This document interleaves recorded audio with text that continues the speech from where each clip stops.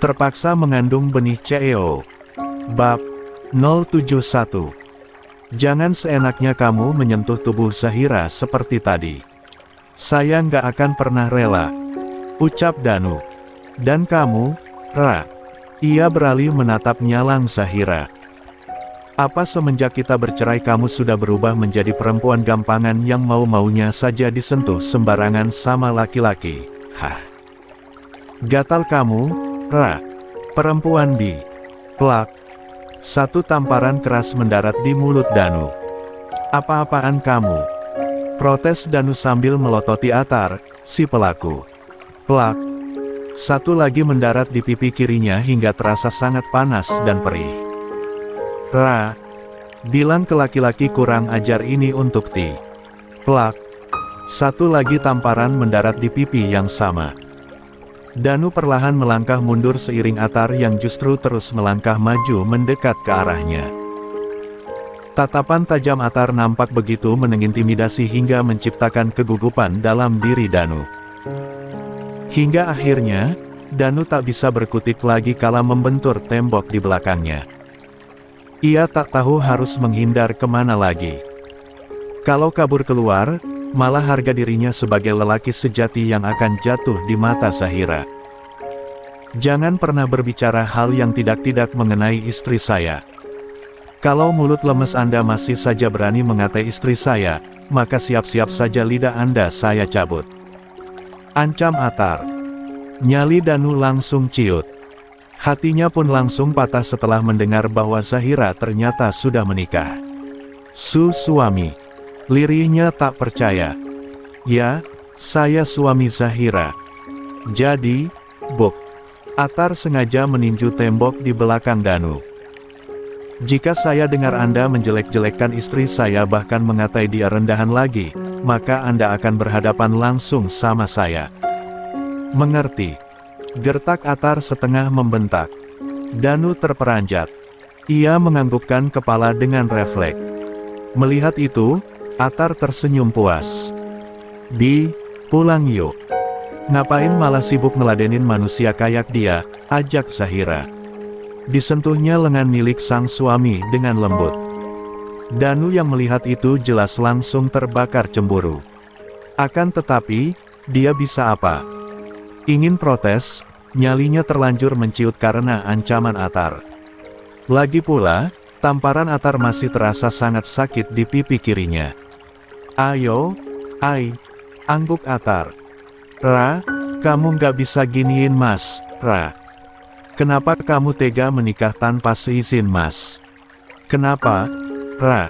Ingat, kamu itu cuma bekas Mas. Nggak pantas kamu bersanding dengan lelaki lain selain Mas. Entah kerasukan setan mana, hingga Danu masih mampu mengucapkan kalimat itu pada Zahira. Plak. Dan, sekali lagi Atar menamparkan Danu. Kali ini dengan full tenaga hingga lelaki itu terhuyung dan jatuh terduduk di lantai. 23. Mila dan Zahira memekik kaget dengan mata membulat melihat kejadian itu.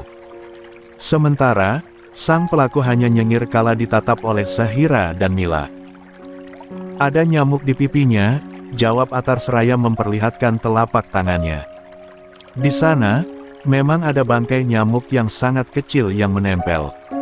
Mila mengangguk dengan wajah meringis melihat sang kakak. Kasihan sih kasihan. Tapi, bukankah sang kakak memang pantas ditampar? Siapa tahu, otaknya yang sempat geser bisa kembali ke letak semula. Pulang yuk, ajak Atar dengan wajah full senyum. Dirangkulnya sang istri keluar dari sana lalu mengucap salam ketika melewati Mila yang masih kelihatan syok. Sementara, Danu tampak masih bergeming sambil memegang pipinya. Rahangku. Lirihnya dalam hati. Rasain kamu, Mas. Siapa suruh menghina istri orang? Ucap Mila puas melihat keadaan sang kakak. Mila. Ia menyodorkan lengannya ke arah sang adik yang berdiri tak jauh darinya. Tuh tolong bantu berdiri. Antar Mas ketemu dokter. Rahang Mas kayaknya geser. Bodoh amat. Ketus Mila. Lagian ya, Mas. Kayaknya bukan Milih deh yang kena gangguan jiwa dalam keluarga kita.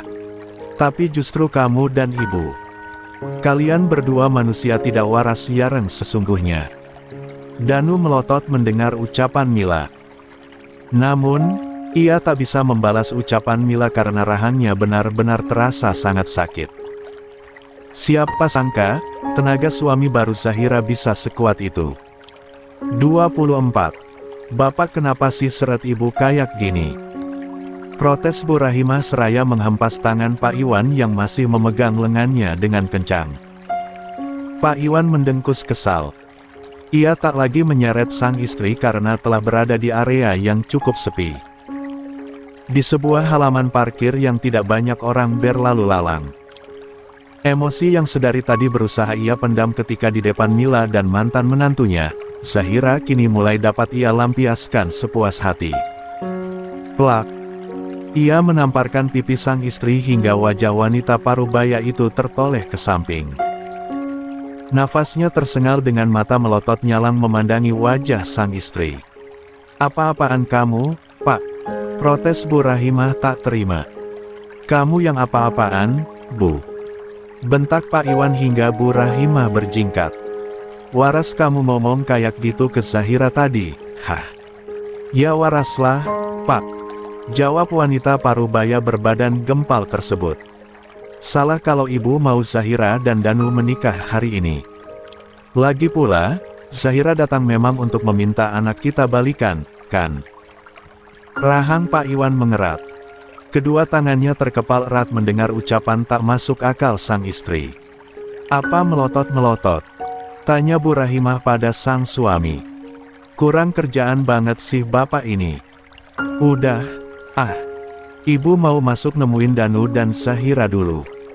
Siapa tahu, Zahira butuh bantuan ibu buat dandan untuk acara akad mereka. Setelah mengucapkan kalimat tersebut, Bu Rahimah kemudian melangkah untuk pergi. Namun, Pak Iwan dengan cepat menahan lengannya lalu mendorong tubuh Bu Rahimah dengan kasar. Untung tak sampai jatuh. Sadar, Bu. Sadar. Teriak Pak Iwan semakin geram. Zahira itu sudah menikah. Dia sudah sah menjadi milik orang lain. Jadi, tolong berhenti mengada-ada. Hilangkan semua khayalan di benak ibu tentang Zahira yang masih mau kembali pada anak kita. Terima kenyataan, kalau Zahira selamanya hanya akan menjadi bagian masa lalu Danu dan juga keluarga kita. Bapak ini ngomong apa sih? Justru bapak yang mengada-ada. Mana mungkin Zahira sudah menikah, tepis Bu Rahimah begitu saja. Ia bahkan tertawa dan mengira justru sang suamilah yang sesungguhnya tidak waras di sini. Lagian nih ya, Pak. Kalau Zahira memang sudah menikah, suaminya mana coba? Terus, ngapain juga dia masih mau datang buat nemuin Danu? Pak Iwan menggelengkan kepala. Kamu nggak lihat?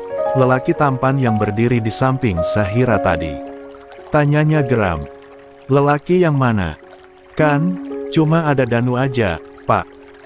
Pak Iwan meraup oksigen sebanyak mungkin lalu ia hembuskan dengan kasar melewati mulut. Ibu benar-benar nggak lihat suami Zahira di sana tadi. Bu Rahimah menggaruk kepalanya seraya berpikir keras. Tak berselang lama, ingatannya mulai menangkap sesuatu yang sempat ia lewatkan tadi karena terlalu bahagia melihat kedatangan Zahira. Bubukannya yang sama Zahira itu, Cakra? Tanya Bu Rahimah sedikit ragu. Pak Iwan kembali menggeleng. Matamu picek atau gimana sih, Bu? Jelas-jelas postur tubuh Cakra sama lelaki tadi itu beda jauh. Ucap Pak Iwan gemas. Pasang kuping ibu baik-baik. Lelaki tadi namanya Atar. Dia suami baru Zahira.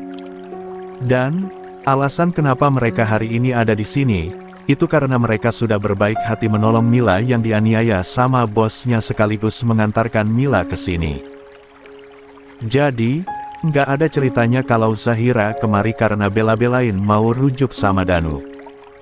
Sada, Bu. Zahira terlalu sempurna untuk anakmu yang banyak kurangnya itu. 25. Bapak kok malah menjelek-jelekkan anak Bapak sendiri? Bu Rahimah makin ngegas. Walau bagaimanapun, Danu adalah satu-satunya anak yang bisa ia harapkan untuk meningkatkan taraf hidup mereka. Tentu ia tak rela jika Danu direndahkan sekalipun oleh Pak Iwan yang notabene-nya merupakan ayah kandung Danu sendiri. Itu fakta, Bu. Dan, seharusnya ibu pun mengakui itu.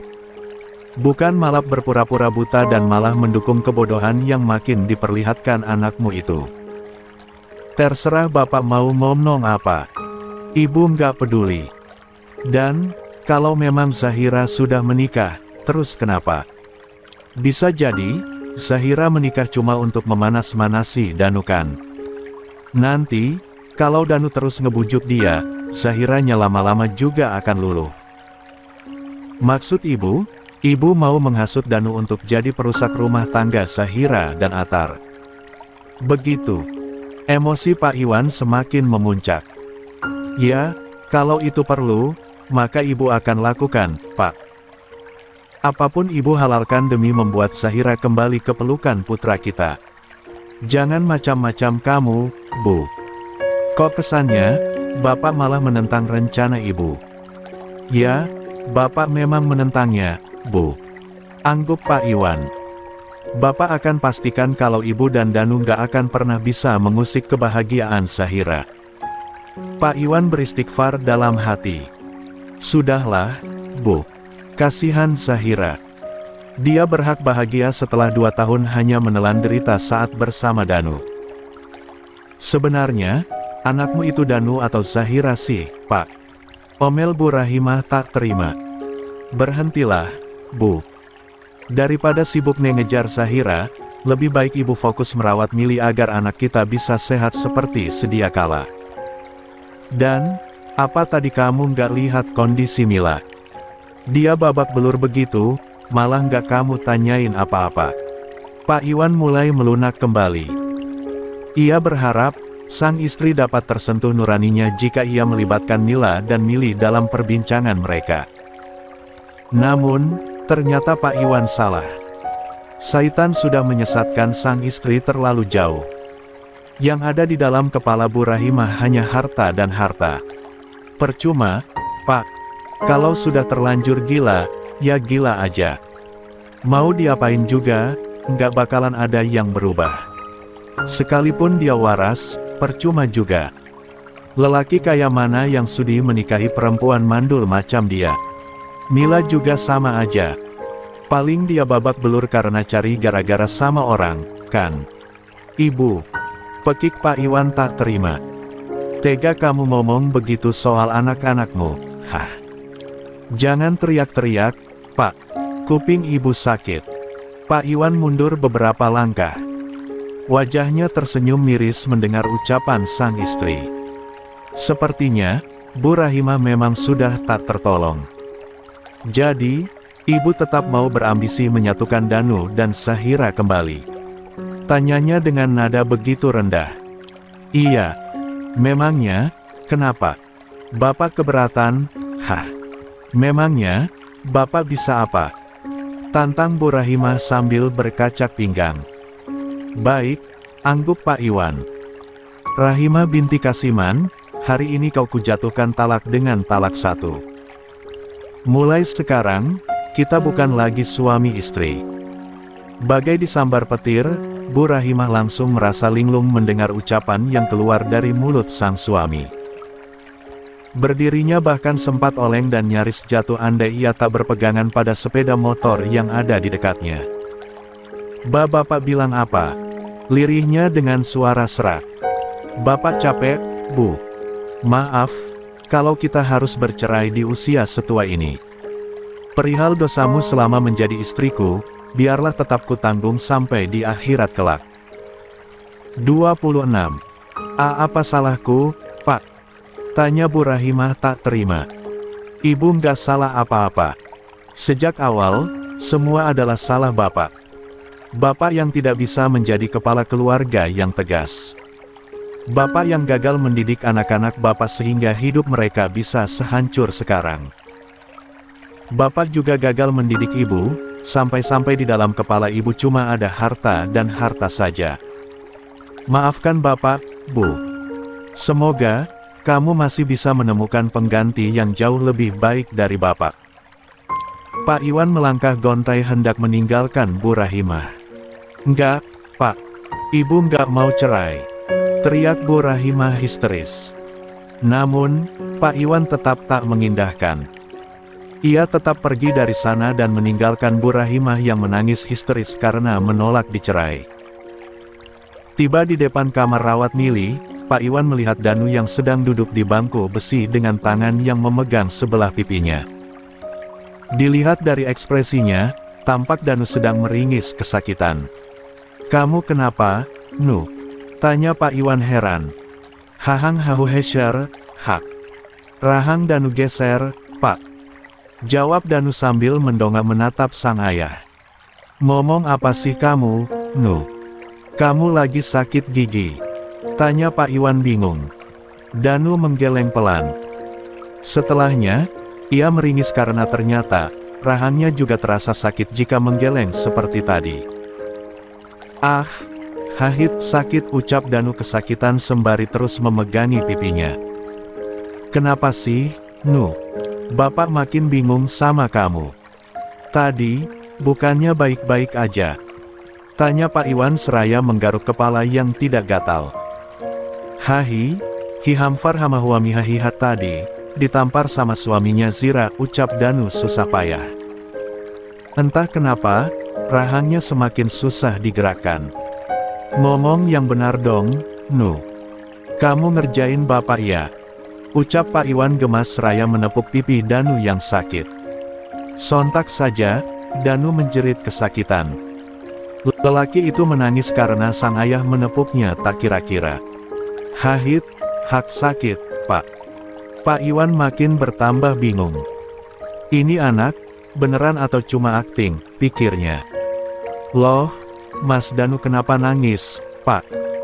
Tanya Mila kaget saat ia keluar dan malah menjumpai sang kakak yang menangis seperti anak kecil. Nggak tahu.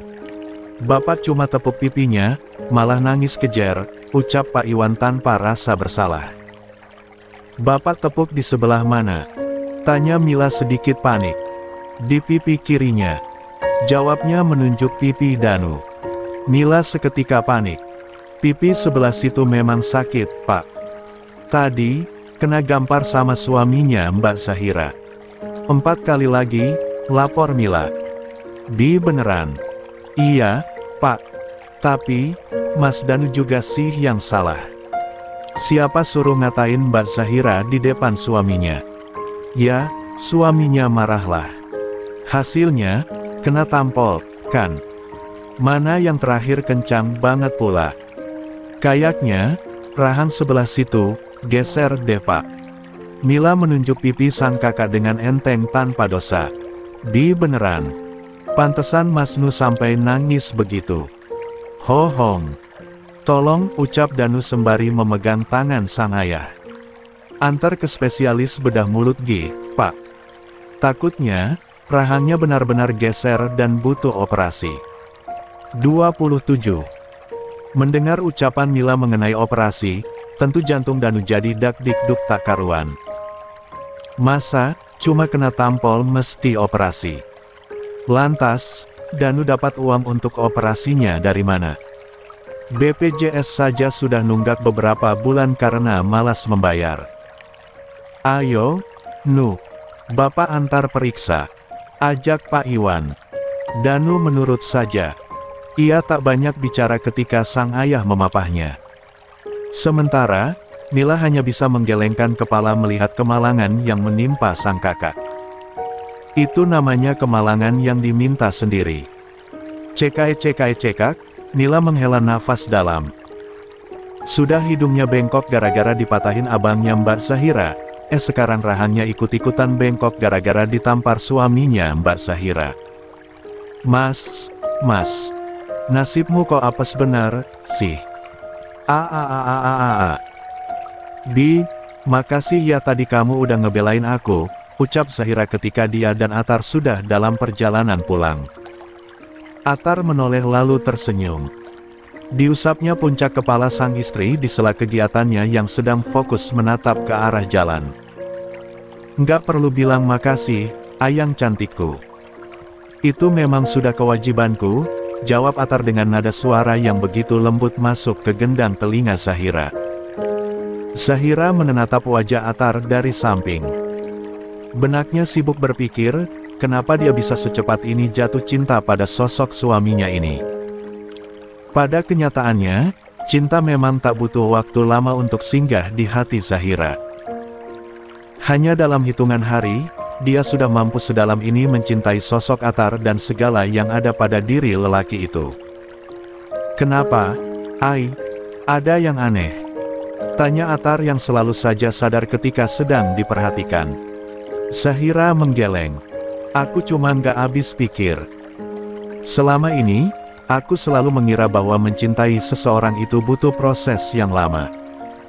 Tapi, nyatanya, kita bahkan belum genap sebulan menikah, Bi. Tapi, cintaku sama kamu udah sedemikian besarnya sama kamu.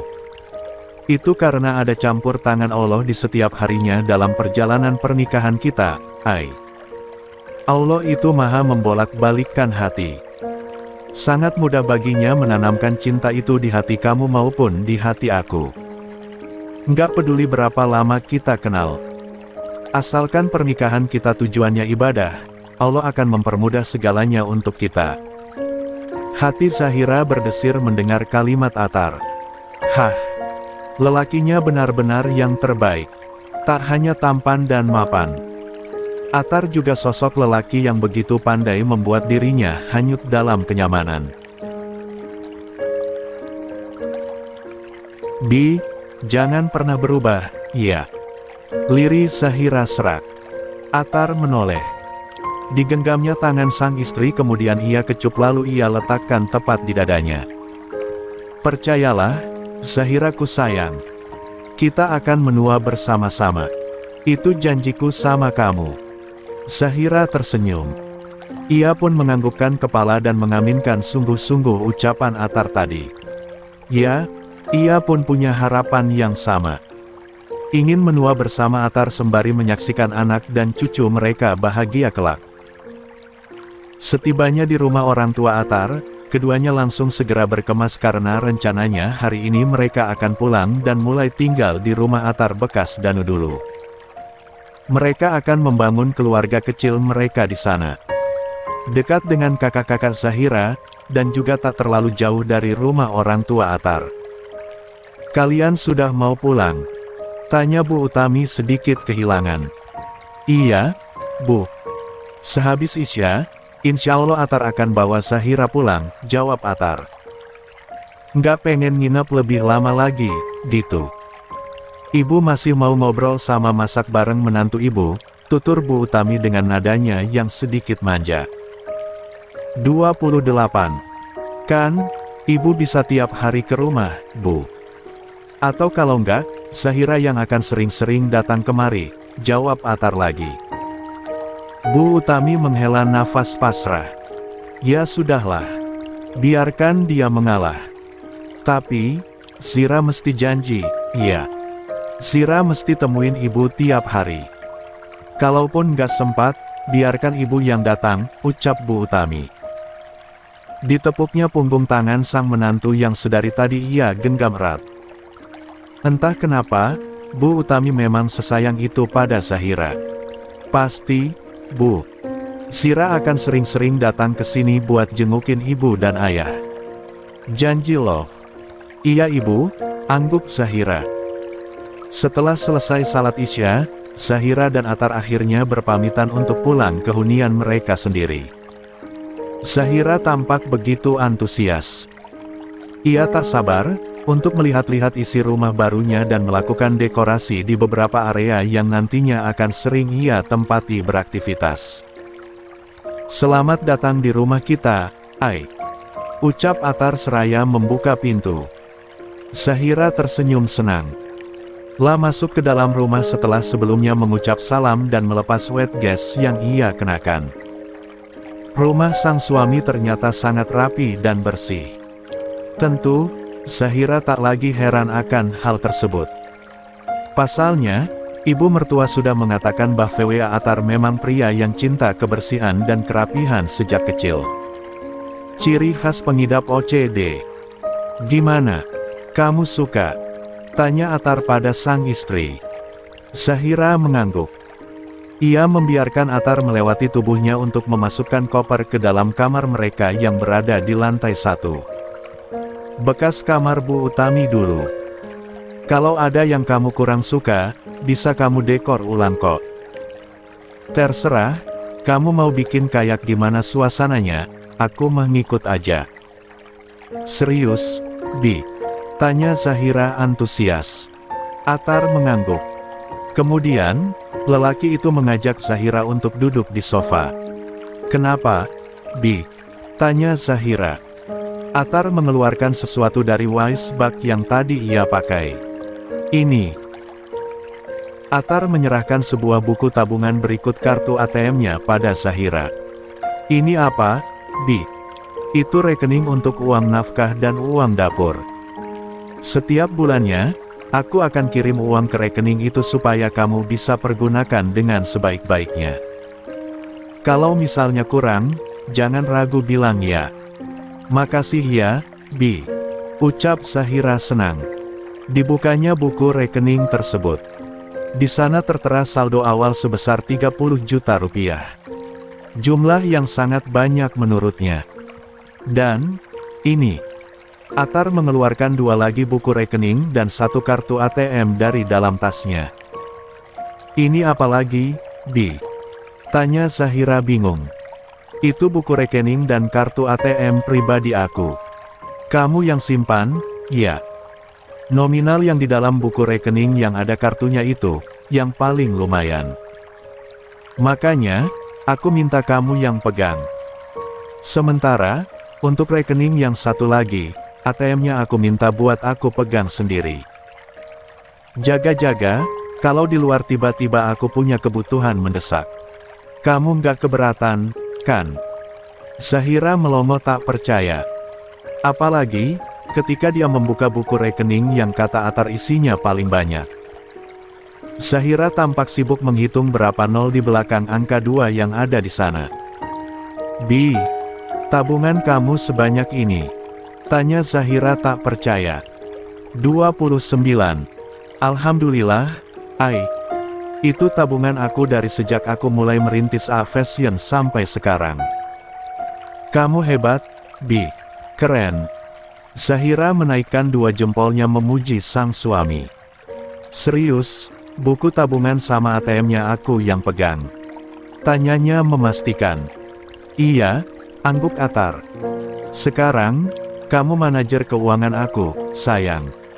Jadi, uangnya tolong simpan dan dikelola dengan baik ya. Kamu percaya sama aku, Bi? Atar tertawa mendengar pertanyaan polos Zahira. Karena gemas, dicubitnya pipi sang istri hingga Zahira meringis kesakitan. Ya jelaslah aku percaya. Kamu kan istriku. Zahira langsung memeluk buku rekening tersebut. Makasih Habibi. Ucapnya sambil mencium pipi Atar. Ya, dia senang. Sangat senang. Matanya langsung hijau karena melihat nominal tabungan sang suami yang kini berpindah menjadi miliknya. Hahaha. Irilah kalian wahai wanita-wanita pembaca novel. Gumam Zahira dalam hati seraya menyeringai jahat. Tapi, Ai, aku boleh ngomong sesuatu sama kamu? Tanya Atar hati-hati. Kenapa, Bi? Tapi, kamu jangan marah, ya. Asal nggak minta nikah lagi, aku nggak akan marah kok, jawabnya seraya terus memeluk buku rekening tabungan milik Atar. Tiap bulan, aku izin sama kamu untuk transfer uang ke panti asuhan, ya. Nggak apa-apa kan? Panti asuhan. Atar mengangguk. Iya, panti asuhan. Tiap bulan aku selalu menyisihkan 20 juta untuk aku berikan ke anak-anak melalui rekening yang kamu pegang. Zahira menghela nafas. Lihatlah wajah sang suami yang terlihat begitu takut menyinggung dirinya. Padahal, Jika untuk kebaikan seperti ini, mana mungkin Zahira akan menolak? Tentu, Bi. Bahkan, lebih dari itu pun, insya Allah aku rida. Mana mungkin, suamiku menabung bekal kebaikan malah aku larang. Serius, Ai? Tanya Atar memastikan. Zahira mengangguk. Makasih, sayang. Sama-sama. Kalau gitu, kita masuk kamar, yuk. Ajak Atar antusias. Nggak mau main ke rumah sebelah dulu? Usul Zahira. Nanti aja kalau sempat. Maksudnya, masa, nggak ngerti sih, Ai. Ayolah. Buruan yuk. Atar menaik turunkan alisnya menggoda Zahira. Beruntung abis diberi buku tabungan dan uang belanja bulanan yang sangat bisa memperbaiki mood ibu-ibu rumah tangga, maka Zahira dengan senang hati meladeni keinginan sang suami. Jangan 1 ronde, sampai 5 ronde pun Zahira akan jabani. 30. Astagfirullah. Tidurku kebablasan, ungkap Zahira dengan nada panik. Diraihnya ponsel yang tergeletak di atas nakas untuk melihat jam berapa sekarang. Sesaat, perempuan berambut lurus tersebut langsung menggeleng pelan seraya merutuki diri sendiri. Udah jam 7. Harusnya, pas selesai salat subuh tadi nggak usah tidur lagi. Kebablasan kan jadinya. Tuturnya dengan gusar. Matanya berpendar memindai sekitar. Tak ditemukannya sosok pria yang subuh tadi menjadi imamnya. Entah kemana lelaki itu. Yang jelas kini Zahira merasa begitu bersalah karena bangun terlambat di hari perdana mereka bermalam di rumah mereka sendiri. Mending langsung cuci muka terus bikin sarapan, ucap Zahira kemudian. Dengan ringkas, ia segera meraih handuk kecil dan bergegas masuk ke dalam kamar mandi. Setelah itu, ia pun langsung keluar menuju dapur sembari mencepol asal rambut sepunggung miliknya. Morning, Hani. Sapa Atar saat menyadari kehadiran sang istri yang berdiri tak jauh dari tempatnya sedang memindahkan nasi goreng dari wajan ke atas 2 buah piring keramik. Morning, jawab Zahira. La melangkah mendekat. Aroma nasi goreng yang tadi tercium samar kini semakin harum dan menggugah selera ketika ia mendekat. Kamu masak sendiri, Bi? Tanya Zahira tak percaya. Iya, angguk Atar tersenyum. Tolong ambilin sendok dong, Ai. Kayaknya, ada di laci depan kamu, imbuhnya meminta tolong pada sang istri. Zahira mengangguk. La sedikit membungkuk lalu membuka laci dapur yang berada tepat di depannya.